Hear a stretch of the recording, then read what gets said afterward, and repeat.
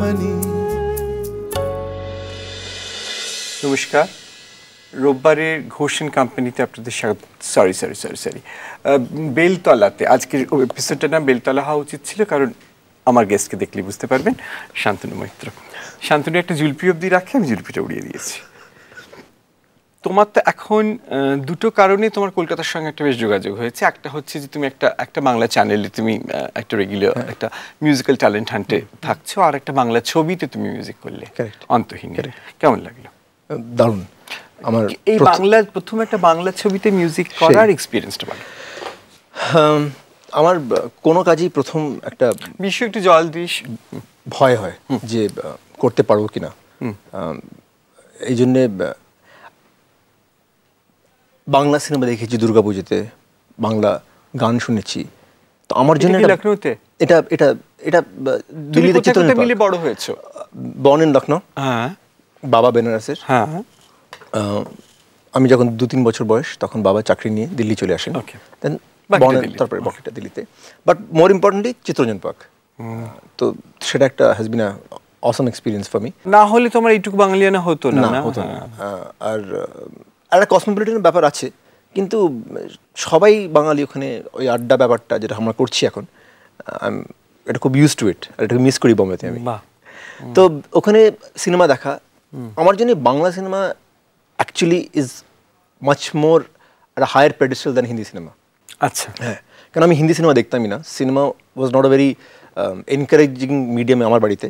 কিন্তু বাংলা সিনেমাতে কোনো ব্যাপার নেই। Uttam Suchitra was very much accepted as part of culture. তোমার সিনেমার আপব্রিঙ্গিংটা ওইটা দিয়েই। হ্যাঁ, আর আমি খুব একটা যে সিনেমা প্রেমী তা না। আচ্ছা আচ্ছা, বাট ভাল লাগতো ওই গানগুলো শুনতাম, এই পথ যদি না শেষ হয়।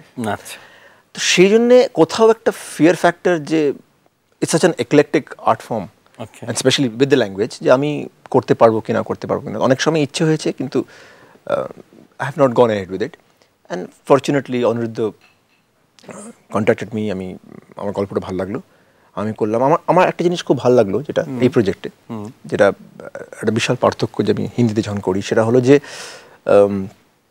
আমার প্রচণ্ড বাজেট কনস্ট্রেন্টস ছিল। হ্যাঁ, বাংলা ছবি তো, যেটা আমার জন্য অ্যাডভান্টেজ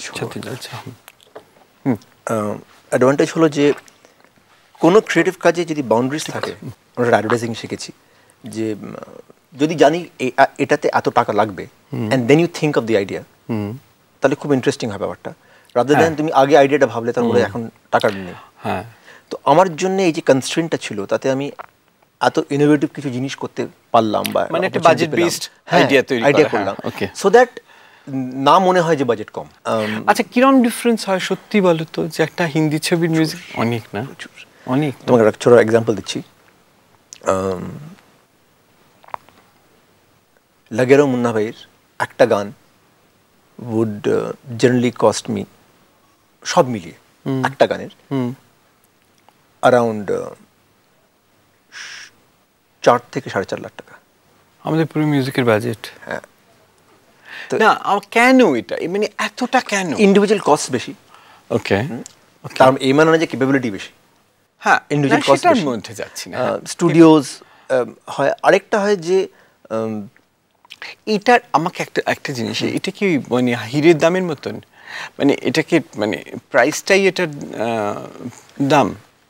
অনেক সময় মনে হয় ইট ইজ নিডলেস। যেটা আমি যেটা ডিসকভার করলাম, যে আমি যখন আমার প্রথম অ্যালবাম করেছিলাম আপকে সাওয়ান, তখন তো নিজের কাজ বলে খুবই কম পয়সা গেছে। গাছটা শুনে তো বোঝা যায় না যে কম টাকায় করেছি, which is the whole art form. আমার মনে হয় এই যে একটা হিন্দি সিনেমা হচ্ছে, তার যে একটা ট্র্যাপিং আছে, ভাল লাগে মনে হয় কথাটা, যেন প্রডিউসার টপ বলতে যে আমি একটা গানে ট্রাই করেছি। প্লাস জেনারেলি একটা individual cost very very high. কিন্তু এর একটা অ্যাডভান্টেজ হলো যে, যেমন আমি যখন মিক্সিং করি, তখন আমি I have gone as much as একটা গানের জন্য 5 দিন আমি স্পেন্ড করেছি মিক্সিং করার জন্য, একটা মিক্স করতে। বিকজ নট দ্যাট ইট 5 দিন লেগেছে, 2 দিন লাগলো, আমি শুনলাম ঠিক লাগলো না, আই গো ব্যাক অ্যাগেন।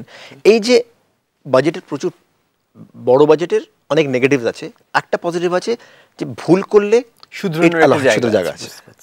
ওই একটা মানে গল্প আছে জানো এখানে, না একটা খুব ইন্টারেস্টিং গল্প আছে, যে একটা বাজেট দেওয়া হয়েছে একজন প্রডিউসারকে যে একটা পুরো ছবিটা শুটিং করতে এত টাকা লাগবে। তারপরে ছোট্ট একটা শুটিং, যে এটা বলছেন এই ছোট বাজেটটা কেন, বলেছে এটা প্যাচ শুটিং এর জন্য যদি করতে হয়, বলে তাহলে ওটা আগে করিয়ে নিন। সেকেন্ডলি একটা আমার খুব ইন্টারেস্টিং লাগলো যে আমি আমার প্রবাসী বাংলা বলে, আমি বাঙালি আর চন্দ্রবিন্দু অনিন্দ্যের, হ্যাঁ তো সেটাই বলছিলাম। তুমি কিন্তু খুব ফরচুনেট শান্তনু যে তুমি অনিন্দ্য অনিন্দ্য চন্দ্র লিখেছে, ওদের তুমি পেয়েছো লিরিসিস্ট হিসেবে। আমার luck with writers has been awesome. আমার জন্য 4 জন লিখেছে আজ পর্যন্ত হিন্দিতে। প্রসূন যোশী, হ্যাঁ, আপকে সাবানে, स्वानंद सटकिरकिरे, হ্যাঁ स्वानंद, गुलजार। ভাই কোন ছবিতে? गुलजार यहाँ, হ্যাঁ অফকোর্স यहाँ। আর জাভেদ আখতার। অ্যান্ড এটা কোনো বাই ডিজাইন না, জাস্ট কমপ্লিট লাক। যে কথাটা তুমি বললি লাকটা, তো আমার চন্দ্রবিন্দু মানে চন্দ্রিলার অনিন্দকে যে তুমি পাবে, এটা তো তুমি এটার জন্য প্রিপেয়ার ছিল, ওদের ভ্যালুটাও হয়তো তুমি আমি চিনি না অ্যাকচুয়ালি, এক্স্যাক্ট আমি চিনি না। তো ওরা যখন আসলো, আর খুব একটা ইন্টারেস্টিং ইনসিডেন্ট বলছি তোমাকে। এই একই ভয় যে বাংলা, আমি তো কথা বুঝি না, তো আমি ওরাও একটা ভয় যে বম্বেতে এসছে, কি হবে কি না হবে, একটা বলিউডের director, you know the usual fear সাইকোসিস যেটা আমাদের সবাইকার হয়। তো আসলো, আমি ওদের বললাম শোনো, আমি ওদের কোনো গান শুনিনি কখনো, নেভার হার্ড। আমি শুনলাম তোমরা খুব ভালো লেখো, প্রবলেম হলো যে আমি না খুব বুঝি না। হ্যাঁ, তো তুমি কিন্তু আমি যদি না বুঝি ওটাকে নেগেটিভ ধরো না, ওটা আমার উইকনেস। তুমি তুখর লেখো, আমি ওটাকে, আমার একটা ইনস্টিংক্ট কাজ করে যে বোধহয় এই সাউন্ড, এই কথার যে আওয়াজটা, এর ধাঁচটা বোধহয় আমার ইনস্টিংক্টে কাজ করি, আর ওটা আমি কার্ভ করতে চাই না। তারপরে যদি ইন্টারপ্রিটেশন ভুল হয় তো সেটা তো আছেই এটা করার জন্য। তো ওটা একটা ইট ওয়াজ এ লাভলি এক্সপিরিয়েন্স। যে আর আমি যেটা মিস করি বম্বেতে সেটা হলো যে ওরা কনস্ট্যান্টলি ছিল ওখানে। আমি সুর বানাচ্ছি, ওরা সামনে বসে আছে, তারপরে বদলে দিচ্ছে না না করে। ইন্টারেস্টিং হতো যে ওরা একটু হাঁটার স্পেস চায়, রাইটার তো। আচ্ছা, তো অনিরুদ্ধ একটা হোটেল মতন করে দিয়েছিল পাশেই ঘরে। তো ওরা যখন বানিয়ে নিতাম, তো ওটাকে আমি সিডিতে বার্ন করে দিয়ে দিতাম। ওরা ঘরে সারাদিন করতো, যেই একটা কিছু ক্র্যাক হতো ওরা আবার চলে আসতো স্টুডিওতে, এরকম করেছি, আমি use to test it out. তো এই যে ইন্টারাকশনটা ওয়াজ এক্সিলেন্ট। বম্বেতে কিভাবে অন্যরা কাজ করে? ফিরে আসবো, হ্যাঁ, একটা রাইটারের কাছে সিডি চলে যায়, তারপর লিরিক্স চলে আসে।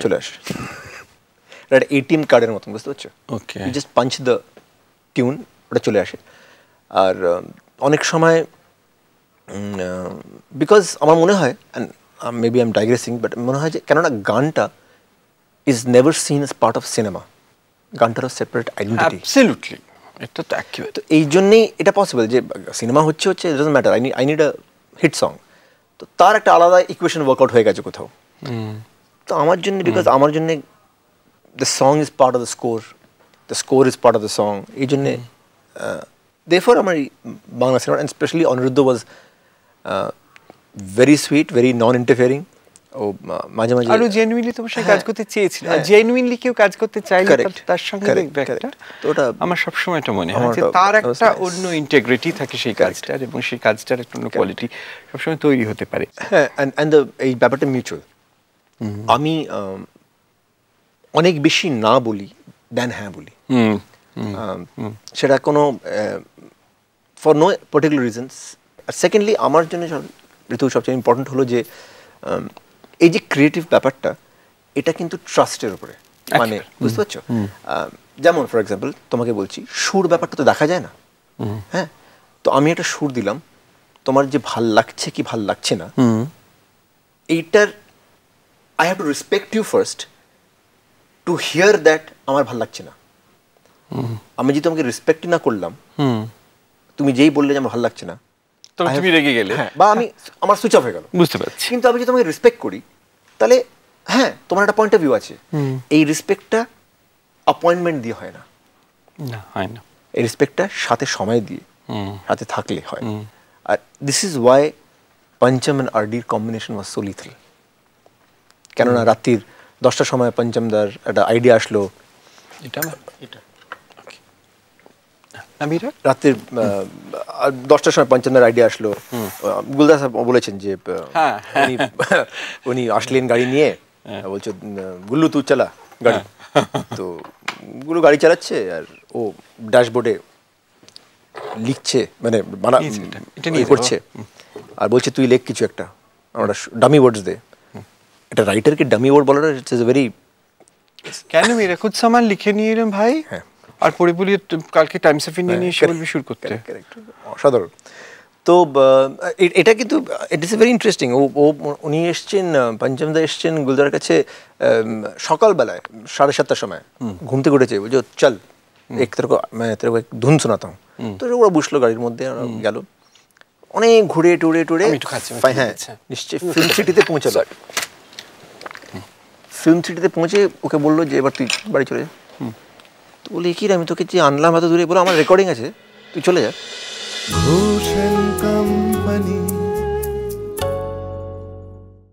স্টার জলসার প্রিয় শো দেখার জন্য সাবস্ক্রাইব করুন আমাদের ইউটিউব চ্যানেলে এবং আপডেটেড থাকার জন্য প্রেস করুন বেল আইকন। চলো চলো চলো চলো পাল্টাই।